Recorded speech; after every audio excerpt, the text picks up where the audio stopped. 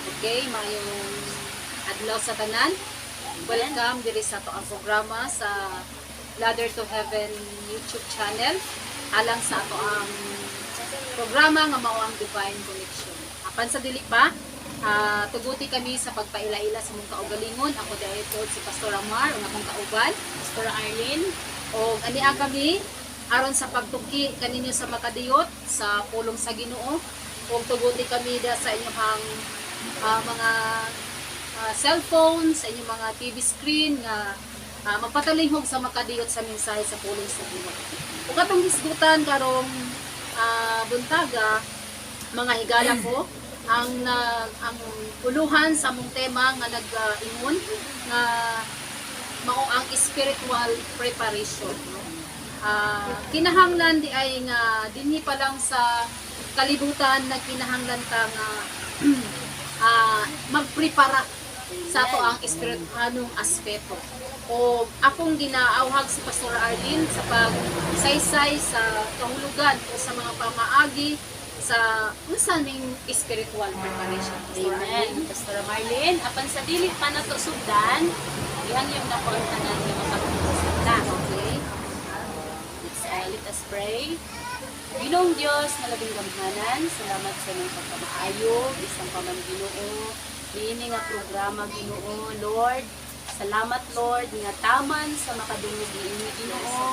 We declare your magnetic power Lord. Amen. Salamat nga taman sa makadungog niini ikaw mag-aaboy silang kasing-kasing sa labutan Lord. Nasabtan nila Ginoo imong mga pulong, nasabtan nila Ginoo Lord God nga kami nga tao na kinahanglan kanimo Dios Lord. We pray and we declare Holy Spirit Lord in Jesus name. Amen. Sa Pastor Marlene, okay? Palihog ko Pastor Arlene. So, matod pa ni Pastor Marlene sa among tema, spiritual preparations. Muna nga, adunay duha ka klase sa pagprepara, isuon. So, ang una is physical preparations. Muna nga, diri pa to sa kalibutan, kita nga nagkinagri-tagria or diri sa samsang data ni kalibutan na aduna po tayo gipangandaman. Muna nga ang tao, aduna po gipangandaman alang usab sa maayong kaugmaon. Muna nga kami po, ingon nga tao, nasabtang na pa po ni kalibutan na, nangandam po mi, para po sa maayo na mong kaugmaon. Muna nga, ad magtrabaho, magnegosyo, o ingana nga mga trabaho.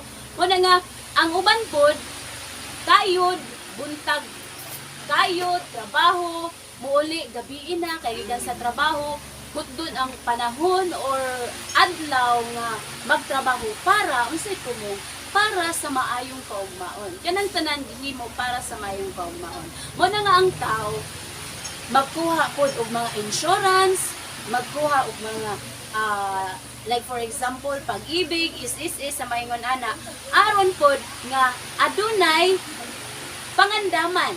Kaingon ng pulong sa Ginoo sa Ecclesiastes 7:4, ang mala mo naghuna-huna usab sa kamatayon.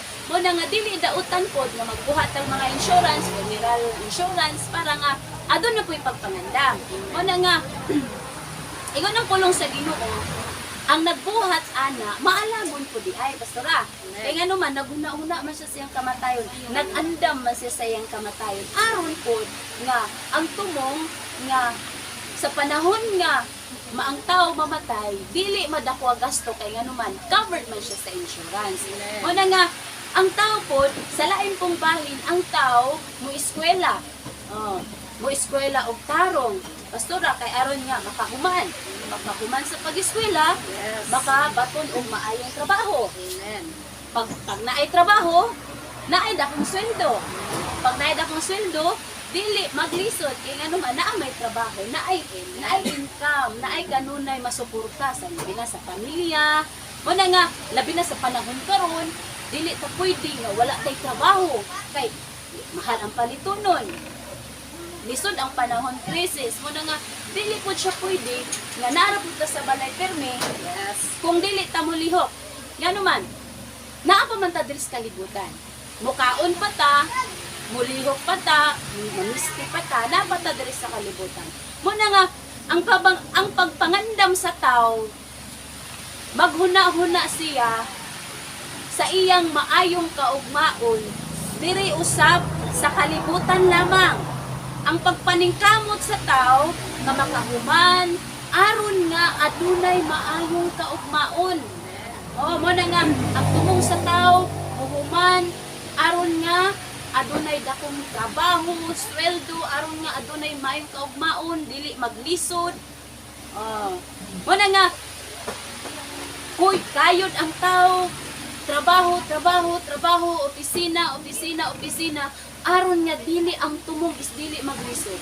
Mo na nga mo nay usa ka mga pamaagi unsaon nga mangandam pud ta physically diri sa kalibutan. Mo na nga apan ang Biblia, Pastora Marlene naghisgot nga dili lang kay maura pud ay atong pangandaman. Yes. Oh, dili lang kay diha ra pud taman ang angay natong pangandaman. Kay nganuman timan-an pud nato na buhi ta pagkahuman moabot ta sa kamatayon nga punto. Pagkahuman moatubang ta sa Ginoo. Kay ang pulong sa Ginoo mamatay ang tao sa makausa pagkahuman hukman. So pasabot ang Biblia naghisgot nga dili lang diri sa kalibutan, taman sa kalibutan ang atong pagpangandam, Pastora Yes. Marlene. Muna nga ingon ang pulong sa Ginoo sa Matthew 4:7, repent for the kingdom of God is at hand. Maghinulsol ta kay nganuman ang pagbalik sa Ginoo hapit na. Pastora Marlene, muna nga kung nagkugit ta diri sa kalibutan, trabaho, ingani kay ang tao labi na kani ang tao karon Pastor Marlene busy. Unang nahitabo, wala na panahon dito sa Ginoo. Kay nganuman busy, gusto nila nga ma-secure ang ilang ugma kay lisod. Muna nga daghan ay mga pamaagi karon ang tao, daghan mas hatagan pa nilang panahon ang trabaho, mo bitaw ng mas daghan pa ang trabaho, manarbaho, maglakaw-lakaw, o maglaag-laag, maligid dagat, pag panahon sa simba, kaysa manimba. Oh, muna nga kasagaran sa tao karon, wala na panahon diha sa Ginoo, Pastor Marlene. Kay sige nagtrabaho. Kunuhay pangandam sa ilang maayong kaugmaon. Muna nga ingon ang Mateo 16:19-20, ato lang siyang basahon. Ingon siya diri Mateo 6. Ayaw kamo pagtigom og mga bahandi alang sa inyong kaugalingon dinhi sa yuta kay tay-an lamang kini og kutkuton sa anay o kawaton usab sa kawatan. Verse 20, pagtigom hinuon og mga bahandi alang sa inyong kaugalingon dinhi dito sa langit, diin walay taya, walay anay, nga walay mukot-kot niini ug walay kawatan nga makakawat niini. Now karon Pastora Marlene ang Biblia nagtingon. Kung maghatag tag panahon diri sa kalibutan, mag-invest ta, magtigom ta, kay kuno para sa atong may kaugmaon aron dili maglisod ang ingon ang pulong sa Ginoo. Kanang tanan mahimo na nga bisan pag imong gihabuan apan kanang tanan mahimo na nga makawang lang.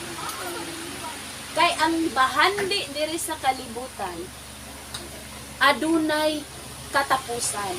Temporary lamang siya. Nga ingon pa ang pulong sa Ginoo, tayon, kutkuton, kawaton. Mo na nga daghay kaso karon nga kawaton ang kwarta, mang-snatch. Pastor Marlene, daghay kaso karon nga ingon na nga mangawat nganuman tungod sa kalisod sa panahon, tungod sa krisis sa panahon, makaunahon na ang tao niya. Mo na nga ang Biblia nag-ingon dili kay maura nay atong hatagan og dakong panahon sa pagtigom, Pastor Marlene, nga magtigom ta og bahandi or mag-andam ta para lamang sa atong maayong kaugmaon diri sa kalibutan. Apan ingon ang pulong sa Ginoo, pagtigom hinuon kamo og bahandi didto sa langit.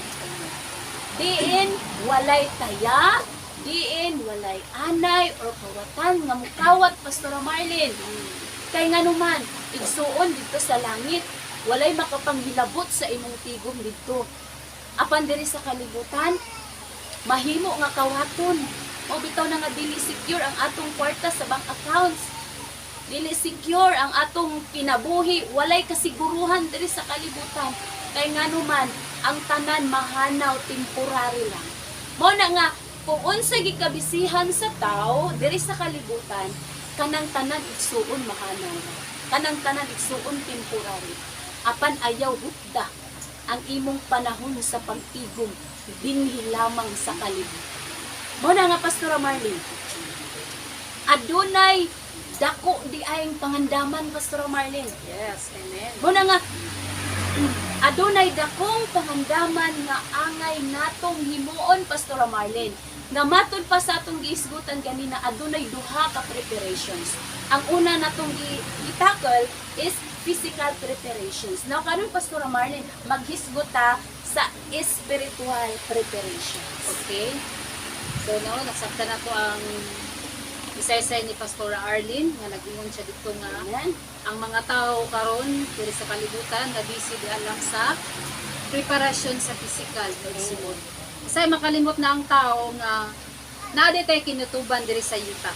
Say makalimot ang tao nga too much na kayo ka-busy sa mga pagkinahanglan imong kinabuhia, makalimot na ang pag-alagad sa Ginoo, makalimot na sa pagsimpa sa Ginoo. Nga makalimot ang tao nga giingon diri sa Amos kapitulo 4 bersikulo 12 nga nag-ingon, usa ka tawhan sa Israel, silutan ko gayud kamo, ug kay himuon ko man gayud kini, pangandam sa pag-atubang sa inyong Dios. Naghisgot diri maigsoon sa ganina sa two kinds of preparation, una sa physical, ikaduha sa spiritual. Nganong gikinahanglan man ta nga mangandam punta diri sa spiritual kay kung atong sabton mga igsoon nga ang tao dili magdugay diri sa kalibutan. Amen. Kitang tanan dili ta mulungkad og dugay diri sa kalibutan. Og ang pulong sa Ginoo nag-ingon nga gikinahanglan pud ta nga magprepara spiritually Amen. sa atong pagkinabuhi samtang naapa ta diri sa kalibutan. Mo nang gipasabot sa Biblia nga ingon siya pangandam kamo sa pag-atubang sa Dios kay nganuman gilatid na daan sa pulong sa Ginoo nga kitang tanan mamatay sa makausa o paghuman ni ana ang paghukom sa Ginoo. Mo nang ipasabot ta daan mangpasalamat ta nga naipulong sa Ginoo kay mao ni ang unang-una nga pagprepara sa ato ang espirituhanong kinabuhi. Mo nang ipasabot sa Biblia ingon siya dinhi nga unsa daw ang mga susi diha sa espirituhanong preparasyon. What are the case of spiritual preparation? Nganong gikinahanglan man ta nga kana unsa na nga mga susi, unsa na nga mga pagkinahanglan atong nang subayon ng atong nang pangandaman. O unsa man ang una ana maigsoon nga susi sa dihang sa atong espirituhanong preparasyon diri sa kalibutan. Una maigsoon magbaton ta og saktong relasyon da sa Ginoo Pastor.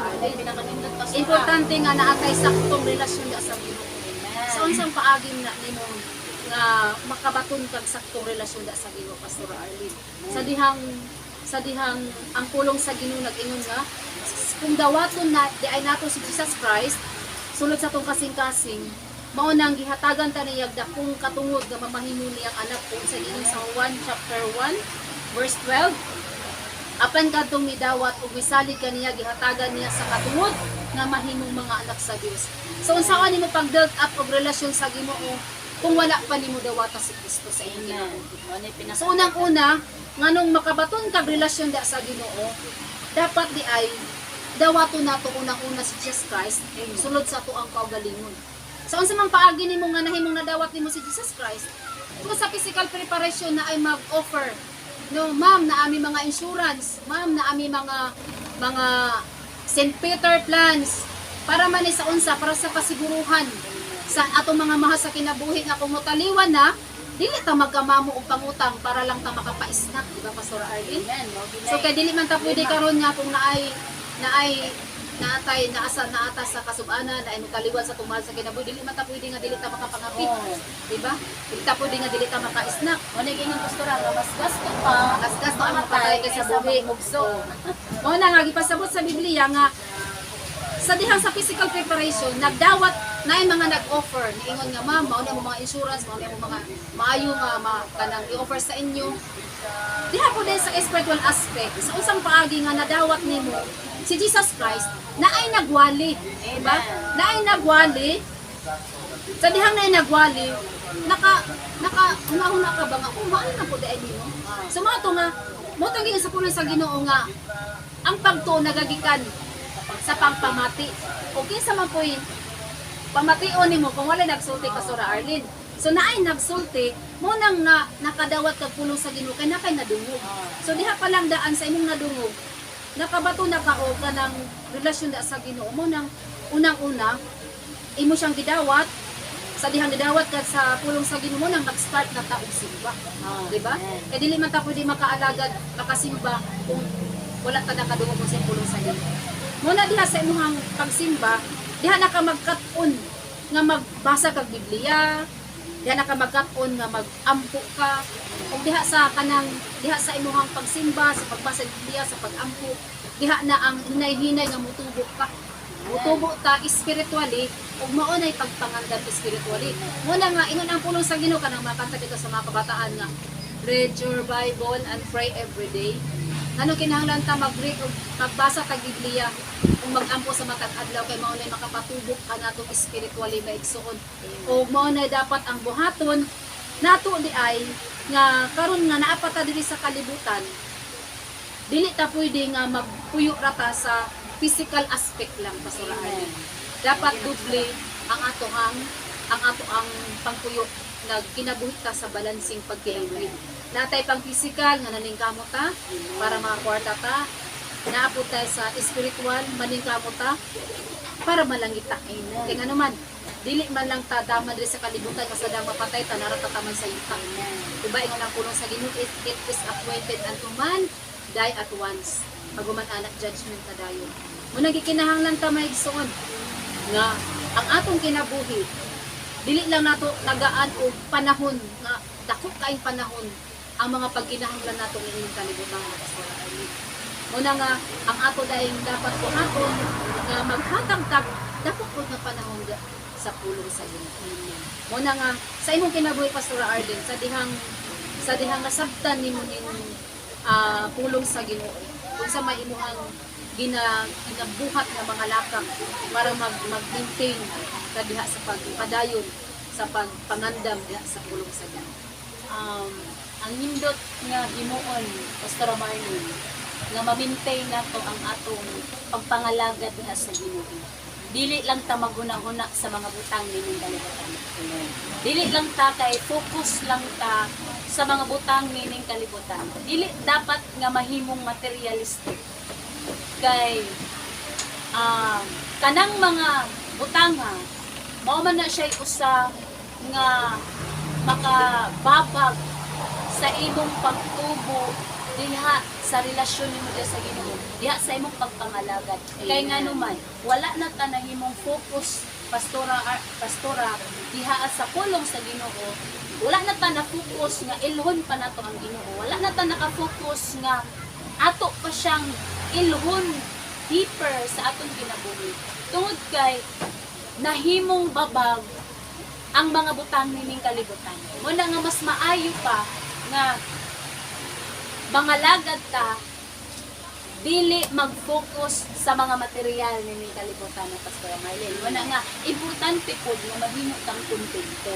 Sa atong pagpangalagad sa nagsunod na tadya sa Ginoo, importante usab nga mahimo tang kontento. Kay nga naman dili ta motubot spiritually ug dili usab makatabang nato ang mga butang, ang mga material nining kalibutan. Ang atong paghago dinhi dili makatabang nato sa panahon nga kita upan, panahon nga kita mamatay na. Amen. Hallelujah. Pastor Marlene. Okay mo na nga gikinahanglan ta maigsuon mating kamot pud ta spiritually. Kay nga man ang pulong sa Ginoo diri sa Amos kay silutan ko gayud Amen. kamot. So naa di ay giandam ang Ginoo nga silot Kaya ang Ginoo Pastor Arlene dili man siya magbapak. Unsa iyang gisulti iya gyud pamatunan. Amen. Muna ingon siya silutan mo gayud kamo ug kay himuon tuman gayud kini. So mapasabot ko ang Ginoo kaya siya mo panalangin. Kaya pud niya mo silot. Amen. Muna nga ang pulong sa Ginoo daw nag-awhag na tong tanan nga sa dihang napata diri sa kalibutan nga kahimuon man gid sa Ginoo ang yang giingon nga pagsilot dapat naatay pagpursige da sa pag-alagad nato da sa Ginoo. Amen. Kaya nga naman aduna bay mga pamaagi nga kanang silot nga giingon sa Ginoo pwede pa ta mahilikay niini ana kaya nga naman ingon ang pulong sa Ginoo nga ingon siya ngari kamo og maghusay kita. Amen. So gitagaan tag higayon sa Ginoo nga diri pa lang sa kalibutan gitagaan na tag dakong higayon sa Ginoo para mamuni-muni nato ba unsay maayo unsay dili. Amen. Munay klase sa pagpangandam magikinahanglan ta nga naagitay pulong sa Ginoo. Amen. Sulod sa tong kasing-kasing. Kay nga naman aron mahilikay ka sa maong silot. Kay kanang silot nga giandam sa Ginoo mao na ang ikaduhang silot sa dihang mutaliwan na ang tao. Sa dihang ang tao din sa kalibutan wala naghatag og panahon sa pag-alagad sa Ginoo. Unsa maiyang silot sa ikaduhang niyang kinabuhi.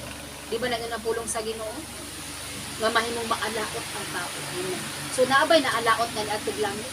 Wala. Di ba ang naalaot na agi na sa impyerno? Amen. So unsa man atong buhaton? Aron ka nang dili mahimong maalaot ang tao. Pastor Arlene, Muna nga kinahanglan nga dawaton nato si Kristo sa atong kinabuhi. O nagingon pastora nga walay dautan na mag-invest ka, magtigom ta para sa atong maayong pagmaon dinhi sa kalibutan. Kay dili man nato pwede nga moingon ta anak ko sa Ginoo tagaay ko bugas pastora. Dili man na siya pwede nga moingon na ako'y Biblia.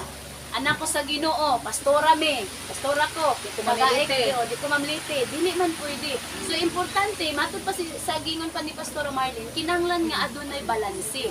50% physically nga pagpangandam, 50% usab spiritually nga pagpangandam. Kay ngano man pastora, dili kay diri naman tataman. Dili kay diri ra tataman. Dili kay mamatay ta, ilubong, human. Kundili, kitang matod pa sa gingon ganina sa pulong sa Ginoo nga ang matag sa hukman. Wala nga unsaon man nato karon paglikay sa silot kung dili ta makapasar. Kung dili ka makapasar, unsay requirements, unsay gipangita sa Ginoo. Kay nga naman, ang importante, ang pinakadakong bili, igsuon nga makasulod kag langit. Mo nagingon Pastor Marlene sa pulong sa Ginoo. What a profit a man if he gained the whole world but lost his own soul. Unsaon man nga maangkon niya ang bahandi nining kalibutan. Apan kalaglagan sa iyang kalag. Walay mahimo ang bahandi igsuon. Walay mahimo. Mahimo lamang na dirira sa kalibutan. Apan pagkahuman ana, ang importante, ang mas labing bililhon igsuon Yes. Pastor Marlene. Ang atong kamatayon, human kita. Mamatay, hukman kita sa Ginoo. Mo na nga, kung unsay investment nato diriya, unsa kadako atong investment diriya, mas nindot tong mas dako kag investment sa langit pastora. Kaya nga naman kung natay tigom diriya, naaputay tigom sa langit, makasulod ka dito sa langit pastora. mo nagingon sa Biblia Pastor Arlene sa Salmo nga bisan pa daw matagbang ang tao niining kinabuhi Ubos pasabot yun sa Salmo 49. Amen. Bisan pag matagbaw ang mga tao niining kinabuhi ubos pasabot naana nila ang tanang butang. Amen. Naanatin nila ang tanang gikinahanglan. Amen. Sa lapi siguro bulawat sa paman o sila gikinahanglan dili na sila Tanang yaman. tanan nga di kinahanglan na ana sila indire bisan pag matagbaw ang tao nining kinabuhi ug daygon siya tungod sa iyang pagkamalampuson Amen. kanang grabe gyud ka successful Oh, tanan successful kanang na iwan nga kanang di ba ang tao nga nagmalampuson kanang murag i-honor po siya sa tao no? Oh. Kanang murag ikuan siya ba kanang grabe ang pride ba grabe nga tao uy grabe ka malampuson grabe gyud ang iyang mga naabot sa kinabuhi ang iyang nag-gain grabe. May nga napulon sa Ginoo, bisan pag matagba ang taon nining kinabuhi ug daygon siya tungod sa iyang pagkamalampuson, mamatay gihapon siya og mutipon sa iyang katigulangan dito sa kangit-ngit nga walay Mo katapusan. na subo pastora. Unya ang nakapasubo ingon ri dili makapugong sa kamatayon ang kabantog sa tao, Amen. di ba? Kung pasabot nga wa gi pulos ang mga imuhang gipunda diri sa kalibutan kay dili kinakabitbit nimo sa pagtaliwan nga, di ba Pastor Arlene? Amen. Makasuot ka sa kanang pang outfit nga pang lungon. Oh. Pero di gyud ka pwede nga moingon nga katorang ako ang rubber shoes nga Makapili kato ka. makapili ka nga mga branded din mga butang Pinakamahal. kay dili naman to gikinahanglan. Oo. Kay ang mga nabilin mo amon tay mamunit ato yung mga branded yung mga butang nga nabilin, di ba? Magunsa man nga ayo na ipasulod sa lungon kay sayang kaayo na pa imong gamit ana. So ang imuhang ginapundar rin sa kalibutan, mahimong kakawangan dili na siya magpulos. Di ba sayang lang nga ikaw wa kay tulugay, kwinta diri, kwinta dito. Okay, gusto ka maka-gain, daghang kag inansya, daghang kag kwarta, kay gusto ka ani mga butanga makaputi mo ang tanan. Pero ingon papulong sa Ginoo mahimong kakawangan ang tanan. Amen. So Tinuod sa yun na, matong Pastor buhaton Marlon. Pastora Arlene, Tinuod yun na, Pastor Marlon. Nga, napoy mga tao, nga ito lang yung example, nga bisan pag naangkon na niya ang tanan, kayamanan, luxurious car, mga lindot mansion nga balay. Pero naapoy naasa usa ka tawo nga ma-feel gihapon niya pastora ang emptiness. yes. Kay nga naman nagpasabot nga wala sa mga butang ning kalibutan na pastora ang maghatag sa tawo Dili nga kalipay. tinud anay nga. Yes. Mo na nga wala sa kabahandi nining kalibutan na makaplagan nato ang tinuod ng kalipay. Amen. Amen pastora. Yes. Una nga asa nato makaplagan pastora. Ang tinud-anay nga kalipay matagamtaman lamang nato diha sa presensya sa Amen. Diba na nato sa alin ka ng kanta kita nga sa presensya mo My may God. kalipay ako. Diba? Tinuod yun. Dili ningon nga sa salapi may kalipay ako. Kung dili sa presensya mo may kalipay ako. Sa presensya mo may kaayuhan ko. Ang gitanyag sa Ginoo ba package deal. Naana tanan pero sumo lang pamalandungon kasi ang tao wala nakapansin anem, di ba? Kay ang tao karon diri sa kalibutan walihan nimo sangyawan nimo ay wala pulos ang pulong sa Ginoo. Mabay nila magsangyaw ta, sa preaching, mag-survey pero ang tao dili siya magtagad. Ang pero mag-offer ka pa sa Arlene ug mga offer nga mga pang tabang hinabang pang gobyerno masuko pag dili malista. Pero ang tao dili wala sila nagkuan sa kasing-kasing kung ang ilang pangalan na lista ba pwede kasalan, di ba? Pero masuko kung dili malista unay mga hinabang is mga barangay, Realidad din na siya wala pa sa Arlene. So, ang buhaton dahil nato diri, samtang naapata, kung naana ka diha karon diha sa pag-alagad sa Ginoo. So, Amen. padayon ka diha sa imong pag-alagad sa Ginoo. Amen. Kung ayaw nagbuhit kung talikod sa kamot sa Amen. Ginoo. Kaingon ang pulong sa Ginoo, alaot ang tao kung makabuhit sa kamot sa Ginoo. So ikaw karon nga nagtan-aw sa imong standing kung baro diha sa tubangan sa Ginoo, kang giawhag nga kung ikaw nangalagad na padayon sa pag-alagad. Kunya tagaan din nato dakong value ang ato ang pag-alagad sa Ginoo. Serve ka sa Ginoo ban ang pagkamalipayo man ning serve God with gladness. Pastor Arlene. Mo na nga pastora nga dugang na ko nga challenge sa labi na sa nakadungog or naminaw nakikita niini nga platforms mo na nga igsuon higala ko wala sa kasiguruhan dili sa kalibutan ang kinabuhi na kundi naa sa Ginoo. Wala sa mga bahandi, wala sa kwarta. Mo na nga kung maghago ta para sa maayong kaugmaon igsuon higala, maghago pud ta para sa atong kalang. Kaya ang atong kalang pastora mao gini mo ating Pinakabilinhon. pinakabilinhon ni atubangan sa Ginoo. Kung saon man nato ng daghang bahandi kung wala na kaila ang Ginoo sa ato pastora. Kung saon nato na kung wala na inhan sa Ginoo, makaingon baka ako si dato sa kalibutan Ginoo pasudlad jud kog langit. Unya kay kung ingnon ta sa Ginoo pastora kinsa man ka wala ko kailan nimo. I'm sorry na lang gid ka. Kay duha ra gyud ka butang, duha ka padulungan ang tao. Langit ug impyerno na gyud wala nay lain pa. Dili na pwede nga paglaing dalan. Ah, Kaya kung si Jesus Christ, ako ang dalan, ang kamatuoran nila. Amen. So sa pay pagitaon nato pamigsoon. Dito na ta sa pagpagalagan sa Ginoo kay dalhon ta niya sa dalan sa kinabuhi ay mao ang kaluwasan.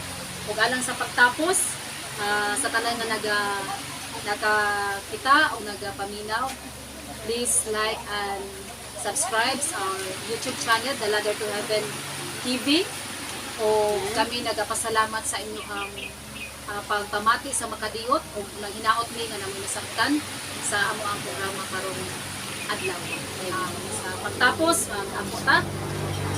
Ginoong Dios nga labing balaan, nagapasalamat kami kanimo ni takna sa buntagon, nagapasalamat kami bisan naman sa kamulit sa mensahe Lord na among naisulutan. Naghinaot kami o Dios nga ini masabtan din sa mga tao Ginoo Dios nga nakakita Ginoo nga tagaan nila panahon ang pagtan-aw sa mga nagwali diha sa YouTube channel Ginoo Dios.